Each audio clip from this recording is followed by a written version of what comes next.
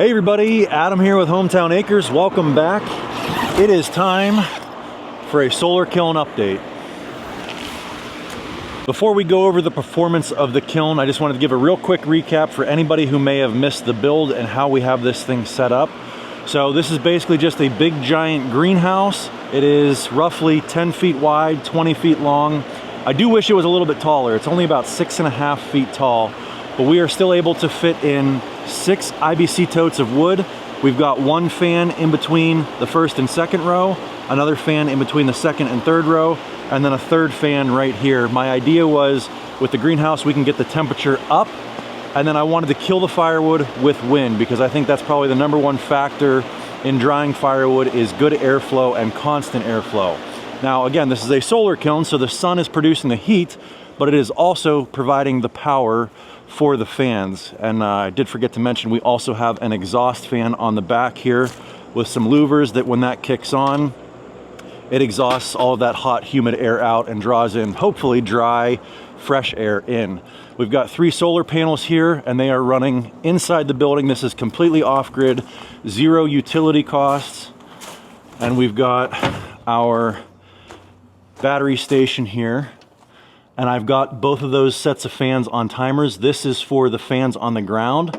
This is for the exhaust fan. So I have this set to kick on at, I think, 10 a.m. and kick off at 4 p.m. because I only want it running when the sun is out charging the panels. I don't want to drain this overnight. And then the exhaust fan I have kicking on once a day from like noon to 1. And you can see right now the floor fans are running, which is our DC input, or no, sorry, AC output. We are right now putting out about 505 watts, and our DC input, which is our solar input, we're bringing in about 520 watts. So right now we have a net positive 15 watts going in. So we should stay at 51%, and as the sun gets higher in the sky today, that should actually start to climb and we'll add some battery power to it. All right, so I've shut the fans off so you guys can hear me chat in here a little bit. But I put this wood in here on August 28th. Today is October 6th. So the wood has been in this solar kiln for 41 days, or roughly 5.5 weeks. And I'm not going to say that the results may vary. I'm going to say that the results will vary, because we have had optimum ideal drying conditions. It has been sunny every single day for the last 41 days. I think we had 1 day of rain. It has been super dry here. They're saying that this is like the 3rd driest summer ever recorded in our area. So the ground has been dry. The air has been dry. I think our humidity levels have been like 40 to 50% every day, which is very low for our area. It's been no clouds, just sun all the time. So I don't think that the results that we got with this batch of wood is going to be year round, you know, maybe June, July, and August. And hopefully if we have an Indian summer like this year, September and October as well. But this wood is bone dry. And to prove that to you, I'm going to grab the biggest piece I can. We'll take it outside. We'll measure the outside of it and we'll split it open and measure the inside too. This wood was 37% moisture when we brought it in here. It was green as green gets. Now I'm pretty sure the wood right here is going to be very dry because the fan has been blowing on here, you know, 5, 6, 8 hours a day. I want to grab some wood from the backside. The idea though is with these fans, even this wood here is going to be very dry, but like on those ones there where there's another set of wood behind it, it's sucking air in this way. So there's constantly air moving on this side and this side as well. So I'm going to grab as big a piece as I can find on the front side here, which should be, you know, if there is still wet wood in here, it would be the wettest because it would have the least amount of airflow. But, you know, if that stuff is dry, then the stuff that's right here in the path of the fan is definitely going to be dry. Okay, so here is our test piece. We're going to go ahead and stab it right in the middle. Yeah, I mean, we're getting 9 to 10% in the center there. Again, we're going to split this open and see what it says on the inside, but that is pretty promising.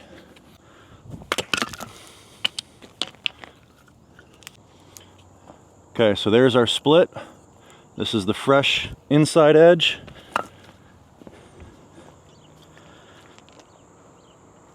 Right in the center, we are reading 19%. Less than 20%, I will take it. 18%.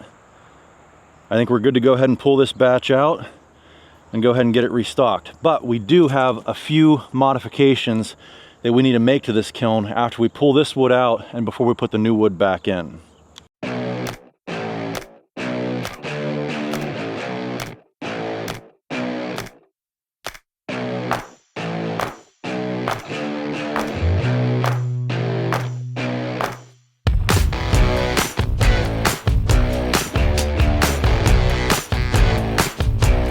This is the first time I've seen all this since we put it in there. Man, that's some good looking stuff. 5 weeks or 5.5 weeks, all perfectly dry and ready to sell. You can't beat it. Now there is one thing we need to do. Like I said, we've had ideal drying conditions, so what would have happened if this wood would have just been sitting outside like the rest of our stuff? Well, I can tell you, because that last basket that we put in, which would have been that one right there, was about 3 days ahead of these 5 or 6 baskets I've got sitting over here. These were the ones that are ready to go into the kiln next, and they have been sitting out here, open air, plenty of airflow and breeze, and these are in the sun most of the day. As you can see right now, they're just getting ready to pop out. It's about 10:30 in the morning, and they're about ready to be in full sun until the sun goes down at 6:30, 7 o'clock right now. So we'll go ahead and grab one of these. Again, there should only be less than a week's difference between the last basket that we put in the kiln and when I started preparing baskets for the next kiln run. So we'll grab one of these pieces, see what the moisture content is here. And if it's anything higher than 19%, that means that we're definitely drying wood faster in the kiln than if you had just left it outside. All right, so we want to do an apples to apples comparison. So I want to find the biggest piece that I can, that when we split it in the middle, it'll still have, you know, good wet wood on the inside like we did earlier. And I want it to be the same species, which was maple. So we're going to grab this piece of maple here. It's big on this end, small on that end. I want to find a bigger piece so we can make sure we get plenty of meat inside that wasn't exposed to airflow. There, that one looks good. We'll go ahead and crack this. Well, no, let's take an outside reading first.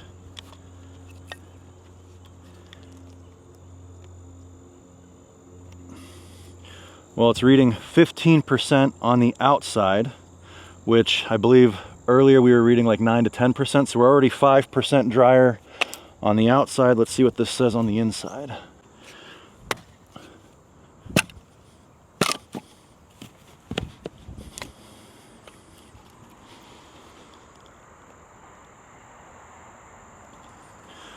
There we go, 27%. So by having that solar kiln, even under ideal drying conditions inside and outside, we went from 26% to 19%. So that extra 7% is what you're gonna gain.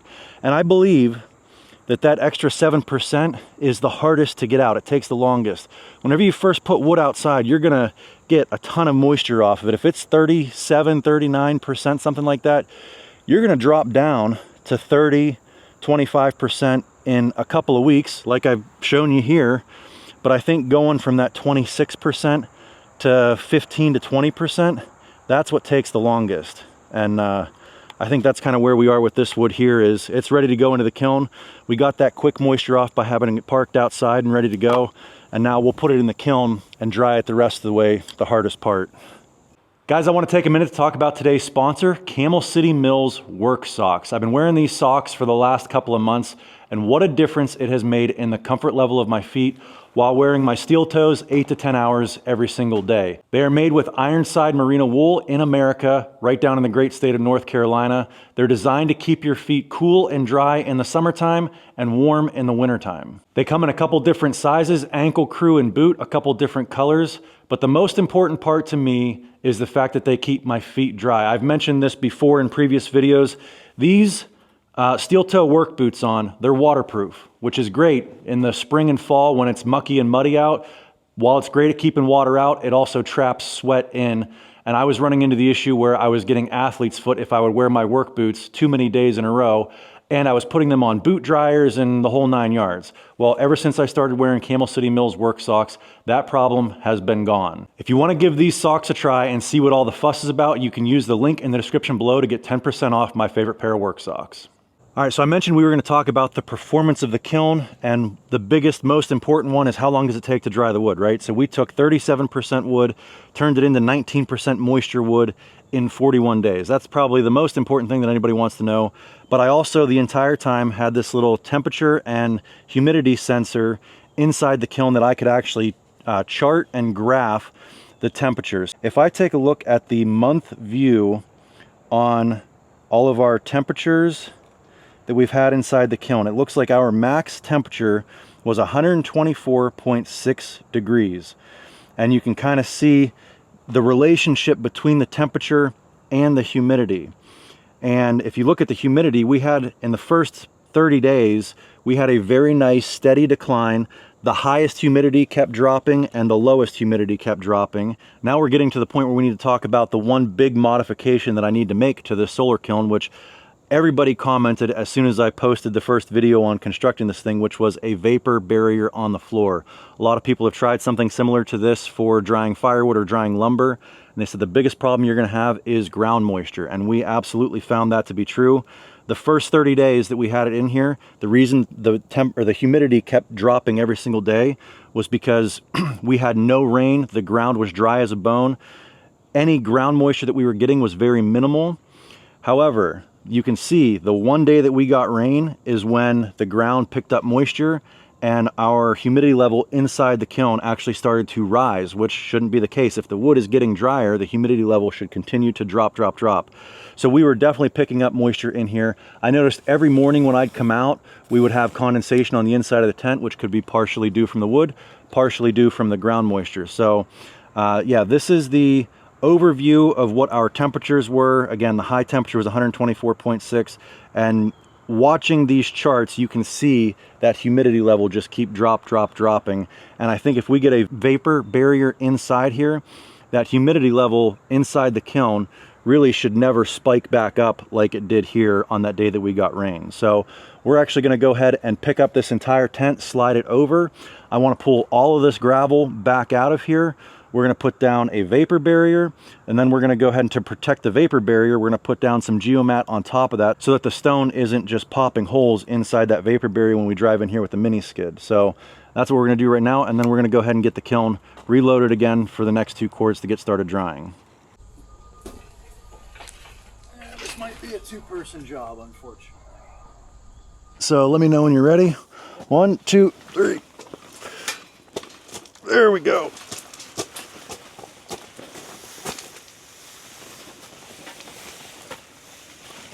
That's good there. Perfect. I could not do that by myself, that's for sure. Yeah.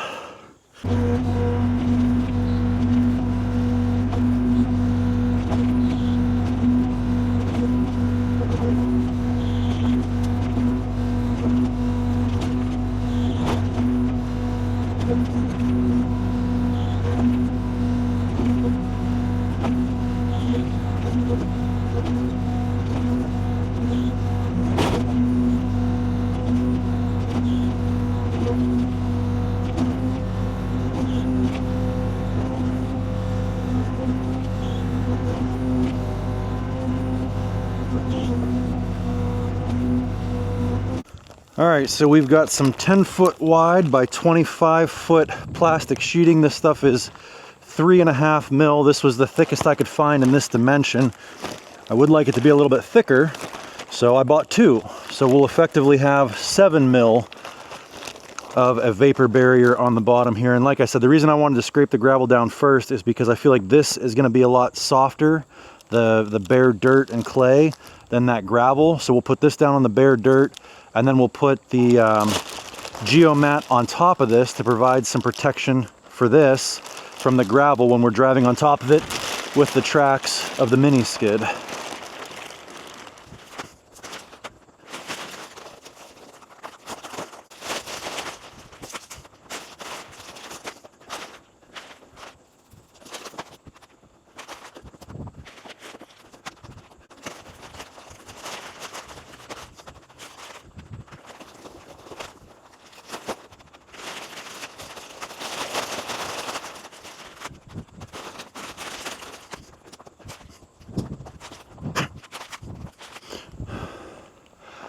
All right, that's done. Now we just need some geomat on top of it, put the stone back, put the tent back, load her full of wood. Hopefully we have enough left of this stuff. The fact that I can pick it up by hand is not a good sign. I only have a little bit left of this stuff. I mean, I can always go get more, but it would be nice if I had enough to use this last little bit and finish up this small little project.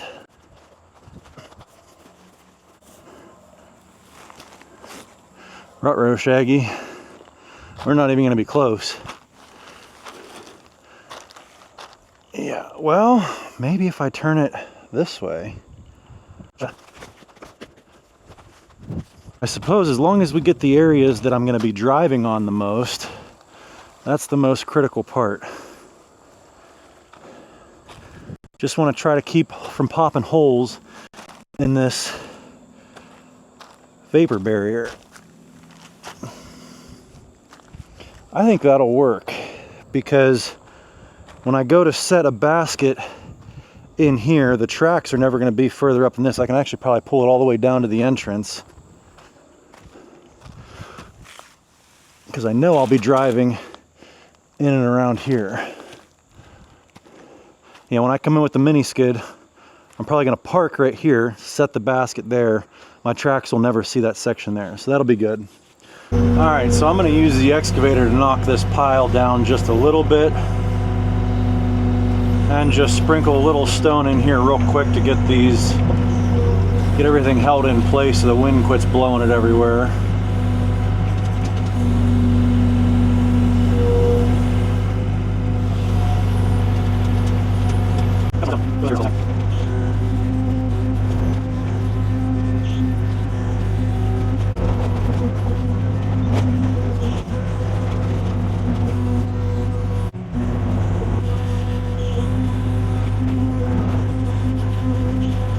All right, so we got this pretty well secured down. Got the excess matting cut off. Again, this was the matting that we got was about 5 feet longer than we needed.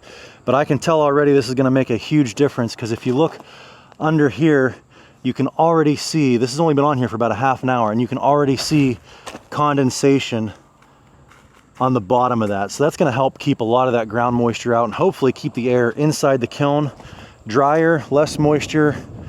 We get this all sealed up, and the only thing that can possibly create moisture inside the kiln is the wood. Then we'll know when the wood is done by just looking at our charts on that humidistat. And as soon as the humidity starts diving down low and stays low, the wood's probably done. It's not off-putting any more moisture. So I think this is gonna work real good.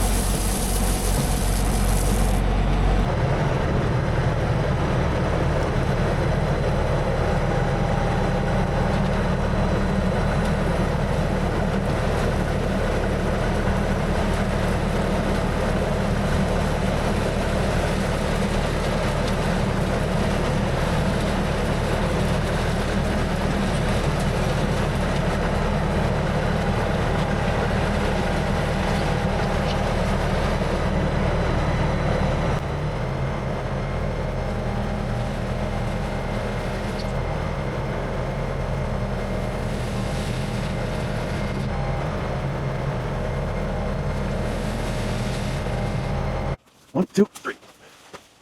Come up towards the dome a little bit more. Right there should be. We could probably, I think the front end could go this way a bit. Yeah, that looks good there.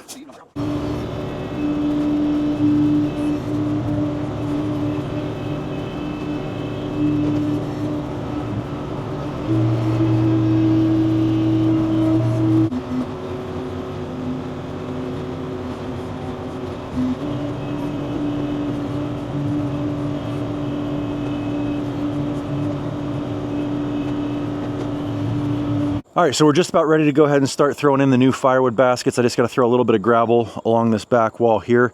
I did want to show you though, because I could see some people commenting and saying, well, what about all the rainfall that lands on the high side of the hill? Isn't that just going to roll down into the building? Well, I've taken the plastic that's on the ground here and I've pulled it up so that way any water that sheds down here is actually going to go underneath that vapor barrier, not on top of it. I've got that pulled up all the way down, and then we'll go ahead and take this flap, put that over top of that, and then sprinkle gravel in on top of that to hold the building down. Any water that lands up on this high side should run underneath the vapor barrier, not on top of it.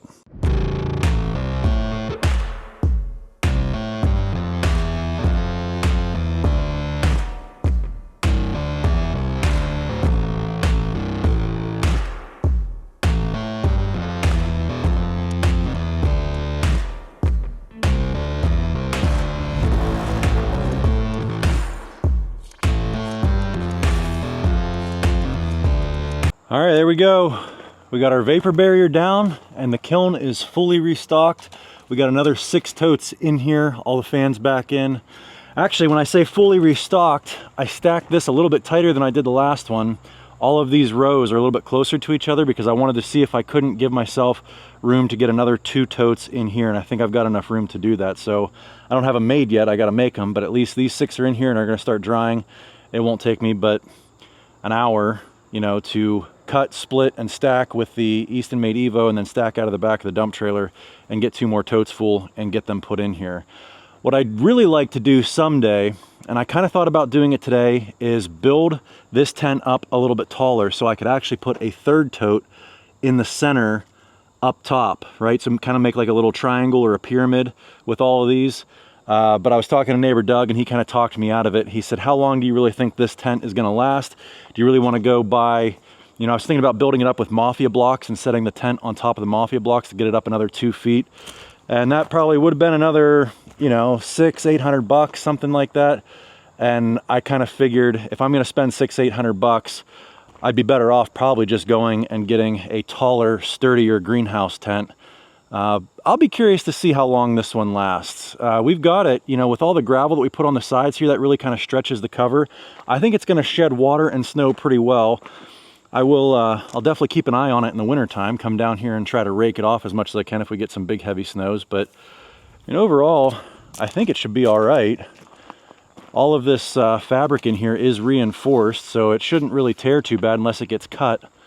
So, I don't know. Anyways, guys, that is your update on the solar kiln. I don't think that this batch is going to dry quite as fast as the last batch did, mainly because the seasons are a-changing. I think tomorrow we've got rain all day long, and then after that we go from this 80-degree heat that we've had down into the typical autumn weather, 60s and 70s, which I am very much looking forward to, even though it's going to dry wood a little bit slower. But I am glad that we got some meaningful testing done with this kiln. Like I said, the last tote that we put in here and the first tote of the new batch were only a couple days apart, so I think that was a pretty good, you know, experiment to see, did the wood dry faster outside or in the kiln? And we got 19% versus 27%. So the wood definitely dried faster in the kiln with the heat and the constant airflow of the fans. So hope you guys enjoyed this one. If you did, give me a big thumbs up, click that subscribe button, and we'll catch you on the next one. Thanks for watching.